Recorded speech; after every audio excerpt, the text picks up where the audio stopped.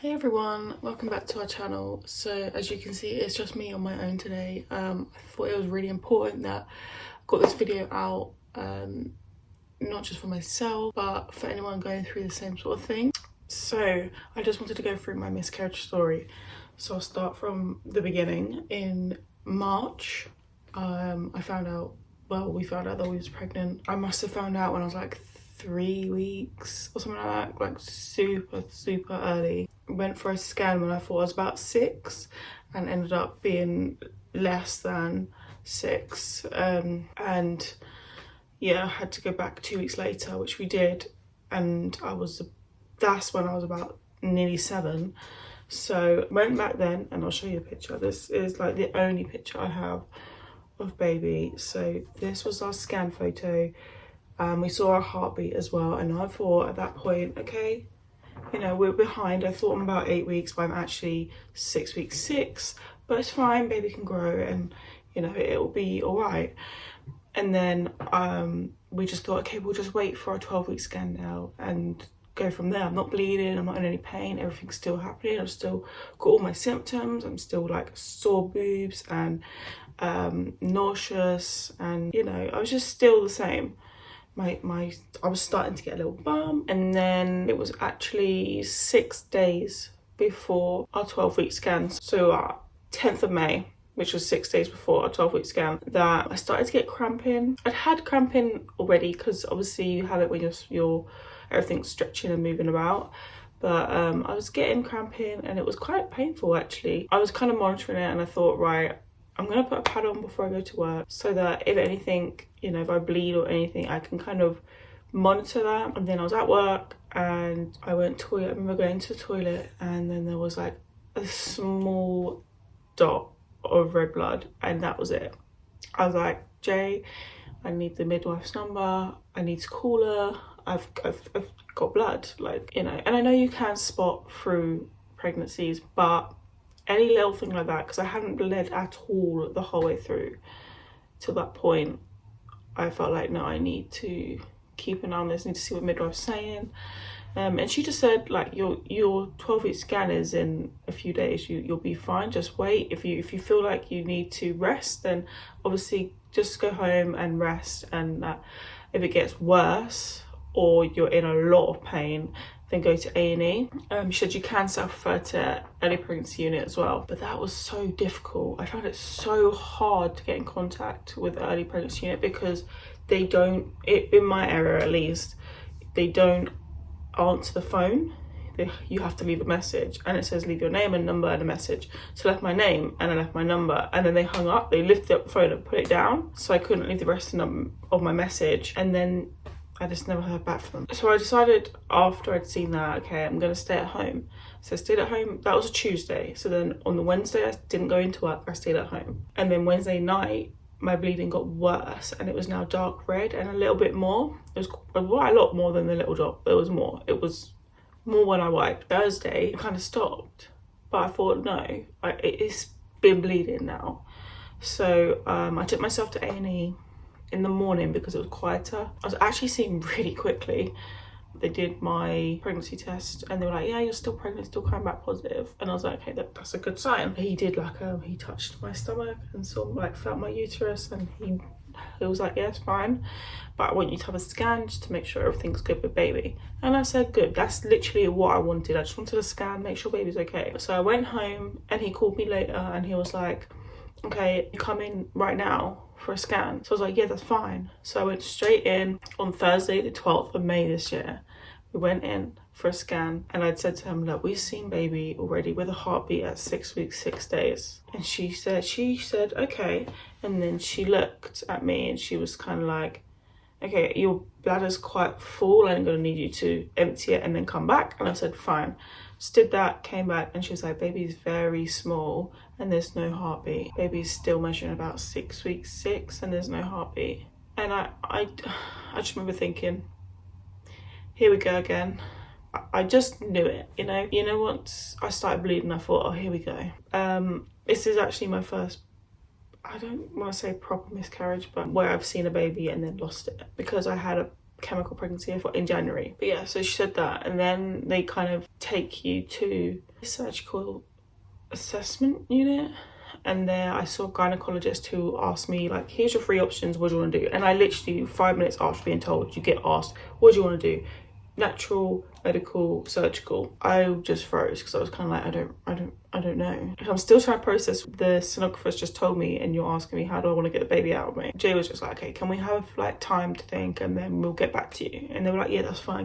Go home, think about it, and call early pregnancy unit. So we went home. I spoke to my mum, decided on the surgical, so having the D&C. So we went in on Friday just to let them know this is what we're going to do. And she said, that's fine. If you come in on Monday, you can have your bloods done, and then you can have your D&C on Tuesday. I said to her though, it's Friday. If it happens over the weekend, what do I do? And she was like, you just stay at home. You can take paracetamol if it gets bad, but you just stay at home, because if you come in, you won't be very comfortable. But that's literally all I got told. And I said, all right, that's fine. She was like, do you want a leaflet? And I was like, okay. So that's what I got. That's literally it. Stay at home, here's a leaflet. I wasn't told what I would need, or you know, how long it's going to take, or anything. Friday night, 4:30, my cramps start. Then they get worse. So it was cramping. It would last like 30 seconds, and it would be every 5 minutes, I think. And then it kind of got like every 2 minutes, you know, it kind of got shorter. And by the time I got to, I want to say like 7, I was in agony, and I was on the toilet. And for me, I didn't have like, okay, so this is where it gets to a point where it's like TMI, but that just comes with miscarriage. It just is TMI, and you can't hide it. It's just the way it is. For me, I will remember watching YouTube videos, and people were like, yeah, so when I had my natural miscarriage, I had like a massive gush. So I was waiting for this massive gush. I did not get a massive gush. So what happened was it was more like pieces, clots. I had like just loads of clots and bleeding, and then the most horrific pain, which I can only imagine is like early labor, like the worst pain ever, to the point where I felt like I can't remember how to breathe because I'm in so much pain. And I'm normally quite good with pain. So yeah, that was a different experience. But yeah, I'm still waiting for this gush, but it gets to about now, I literally sat on the toilet for like hours, and I was having contractions to a point where it got to, I want to say 2 a.m. and I'm so from 4:30 till 2, I'm in so much pain. So 2 a.m, it's now constant pain. There's nothing that your partner can do to get rid of the pain. Even though I was going to Jay, just help me. I need you to help me. And he's like, I can't. Like, you have to do this on your own. Like, your body has to deal with this. Do you know what I mean? And I was like, okay, just hold my hand. And, you know, just let me know it's gonna be all right, because I just didn't want to be alone while I was going through it. I needed him by my side. Would not want to go through that on my own at all. It was horrific, very traumatic. So yeah, so that went on till 5 a.m. So from 4:30 till 5, I was in agonizing pain. And then at 5, I said to him, can you put my, I don't know what they're called. It's the like heated bag that goes in the microwave. Little beans in it. I don't know what's in it. But yeah, I said, can you put that in the microwave? And then I had they're like tenor lady pants. But I had them, put one of them on. And then I had my pants. And on my pants, I put a liner as well. Put that on. And then I put my shorts on over the top. And then I had the heated pad thing on my stomach, and I fell asleep for about 2 hours. I fell asleep till 7. I woke up and I was in so much pain, and I remember going to like leaning over, like hunched over, going to the microwave just to heat you up again. Yeah, it got to like 8. I just took some ibuprofen and I knocked out until 11. And then when I went to the toilet at around 11, I just remember feeling, it didn't hurt at all. I remember feeling like a little, almost like a ping pong ball, maybe a little bit smaller than a ping pong ball actually thinking about it, it's probably smaller than a ping pong ball. It just slipped out. But then I said to Jay, like, it's not all gone. But I wasn't in any pain. But I was like, it's just not all gone. So we get to Monday.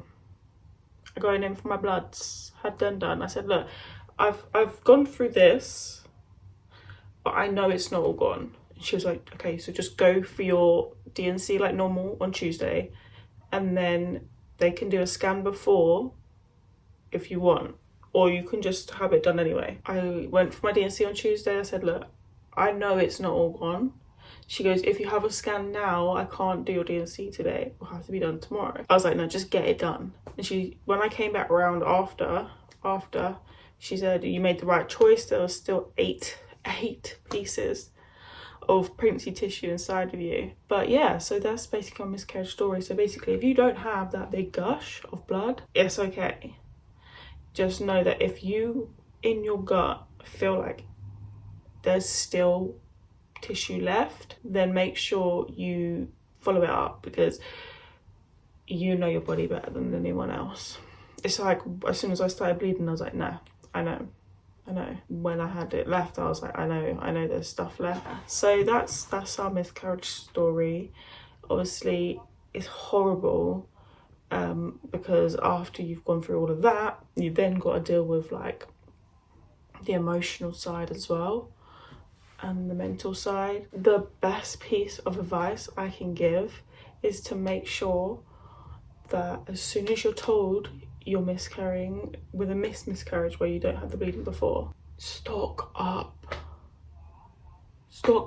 on like the big tenner lady pants and like all sorts of liners. I had bedtime liners, the next one down, which is like a heavy flow, and then a light flow as well. So I stocked up, because honestly, those tenner lady pants, they are a godsend, honestly. So that is my best piece of advice. As soon as you find out you're miscarrying, stock up, because you don't want to get to a point, even if you schedule a D&C like I did, you don't want to get to a point where you're miscarrying naturally and you don't have anything, and nobody tells you to get this stuff.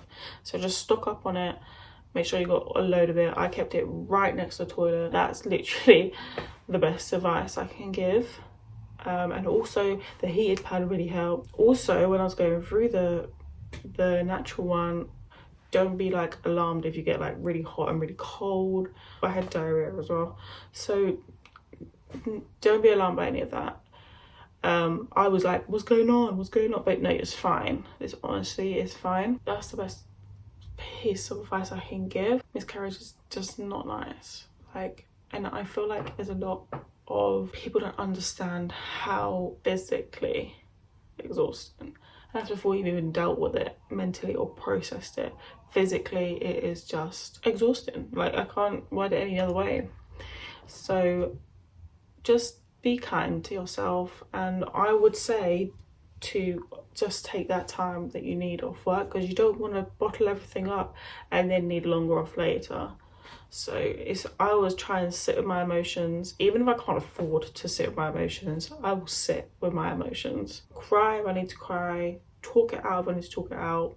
Even if you just film yourself talking about it, just to get it off your chest, I feel like that's great too. Because I decided to name baby because it just helps to have, I think you've seen the heartbeat, you know there's a real person. Why not give them a name? So baby Lux, and this is going to go in a frame with Lux on the top, and there's so many different things I'm going to do just so that baby's never forgotten, and you know they're always here. That's literally my advice to every mother out there, because you are still a mum. Okay, if you have any questions or anything, then by all means put it in the comments. I will talk about anything. If there's anything else that you want to know about the miscarriage story, like, I'm open to talk about it. I think it's best that we share these stories to help each other. But yeah, that's our miscarriage story.